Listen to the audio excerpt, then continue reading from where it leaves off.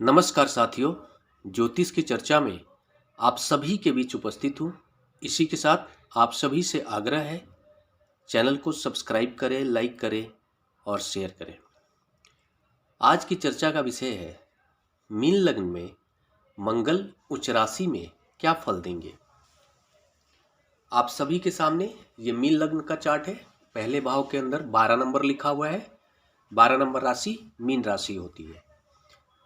इस लग्न चार्ट के अंदर मंगल अपनी उच्च राशि मकर राशि में होकर एकादश भाव के अंदर विराजमान है। इस लग्न चार्ट के अंदर मंगल की भूमिका द्वितीय भाव के स्वामी ग्रह के रूप में है, धनेश के रूप में है, और नवम भाव के स्वामी ग्रह के रूप में है, भाग्येश के रूप में है। मतलब इस लग्न चार्ट के अंदर मंगल नवमेश एवं धनेश दोनों ही हैं, और इस लग्न चार्ट के अंदर मंगल अपनी उच्च राशि में मकर राशि में एकादश भाव के अंदर विराजमान है। इसके जो प्रभाव होंगे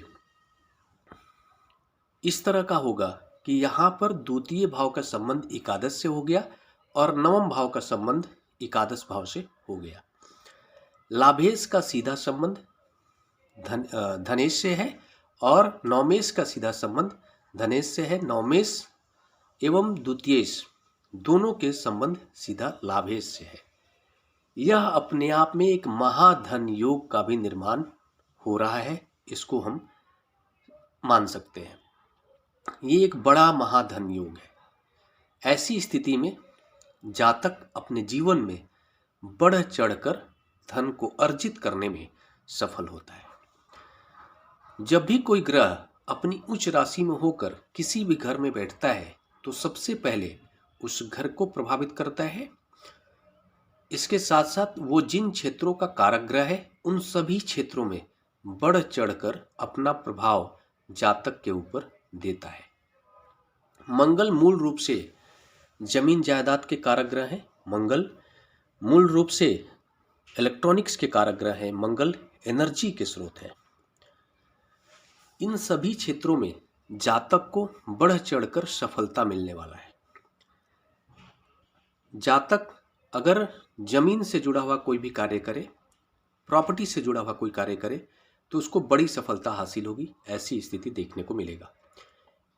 इलेक्ट्रॉनिक से जुड़ा हुआ कोई कार्य करे, ऐसी स्थिति में जातक को विशेष सफलता हासिल होने वाला है।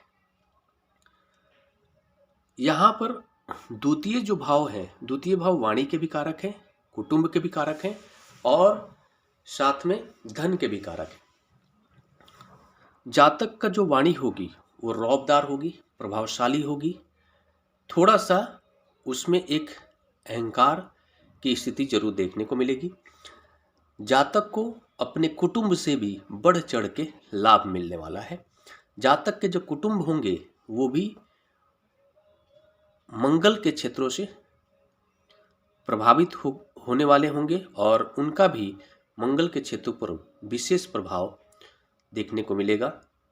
मंगल के प्रभाव की वजह से वो लोग भी मंगल के क्षेत्रों के कारण बड़ी सफलता हासिल करने वाले लोग हों और वो जातक के लिए भी लाभदायक होंगे, ऐसी स्थिति बनेगी।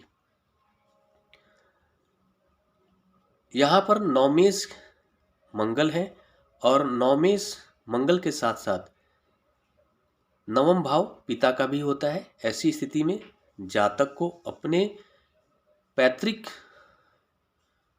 जो धन है वो भी अच्छा खासा प्राप्त होता है। एंसेस्ट्रल जिसको प्रॉपर्टी हम कह सकते हैं, पूर्वजों के द्वारा प्राप्त की हुई प्रॉपर्टी, वो भी बड़ी हो सकती है जातक को। और मंगल की यहाँ पर हम ये देखेंगे कि मंगल की चौथी दृष्टि, पहली, दूसरी, तीसरी और चौथी, द्वितीय भाव के ऊपर पड़ रही है। तो ऐसी स्थिति में जातक को हमेशा ही कोशिश करना चाहिए कि मंगल से जुड़ा हुआ कोई कार्य कर ले, बहुत बड़ी सफलता हासिल करने वाला है। वाणी को बहुत ज़्यादा उग्र जरूर बना देंगे मंगल, और उसकी वाणी के कारण थोड़े से लोग असंतुष्ट अपने आप को जरूर फील करेंगे। सातवीं दृष्टि मंगल की पंचम भाव के ऊपर पड़ रही है, जिसके परिणाम स्वरूप हम ये पाएंगे कि जातक को थोड़ा सा अपने एजुकेशन को पूरा करने में दिक्कतों का सामना करना पड़ेगा। पंचम हाउस के स्वामी ग्रह चंद्रमा है और चंद्रमा शीतलता के कारक है, जिसके ऊपर कर्क राशि पर मंगल की दृष्टि पड़ेगी, जिसके परिणाम स्वरूप जातक का जो मन है वो थोड़ा जो है कि पीड़ित हो सकता है। माता का स्वास्थ्य भी थोड़ा सा प्रतिकूल रूप से प्रभावित हो सकता है और जातक को थोड़ा सा ऐसी स्थिति जिसको हम बोल सकते हैं ना कि मतलब जातक की जो माता होंगी वो मंगल के प्रभाव के कारण से उनका भी जो मन होगा वो थोड़ा सा पीड़ित हो सकता है। इस तरह का प्रभाव देखने को मिलेगा। 8वीं दृष्टि मंगल की 6ठे घर के ऊपर पड़ रही है, जिसके परिणाम स्वरूप रोग, ऋण और कोर्ट कचहरी से जुड़े हुए जो भी क्षेत्र हैं, इन सभी क्षेत्रों में मंगल अपने प्रभाव को देंगे और इन सभी क्षेत्रों में कुछ नकारात्मक के साथ साथ सकारात्मक प्रभाव देखने को भी मिलेगा। ऐसा जातक अगर किसी तरह का लीगल एलिगेशन में फंसता भी है तो बाहर निकलने में सक्षम होता है। छोटे मोटे रोग लगते भी हैं तो आसानी से ठीक हो जाएंगे और कर्ज की स्थिति नहीं बनेगी। ऐसी स्थिति में हम ये पाएंगे कि जातक के ऊपर किसी तरह का कोई कर्ज होता नहीं है। अगर होता भी है तो रेयरली एक अलग सिचुएशन हो गया। अगर कोई रेयरली ऐसा कुछ होकर परिस्थिति बनती भी है तो आसानी से वो आकर चली जाती है और वो कर्ज मुक्त हो जाता है।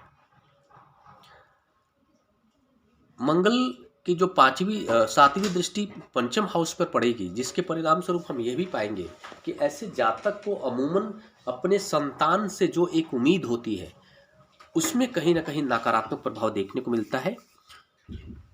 उसके उम्मीदों पर खरा उतरने की जो स्थिति होती है अपने संतान को, जातक के संतान को, उसमें थोड़ी सी कमी जरूर देखने को मिलेगा। ये जो प्रभाव बताया गया है पर्टिकुलर एक ग्रह की स्थिति के अनुसार बताया गया है।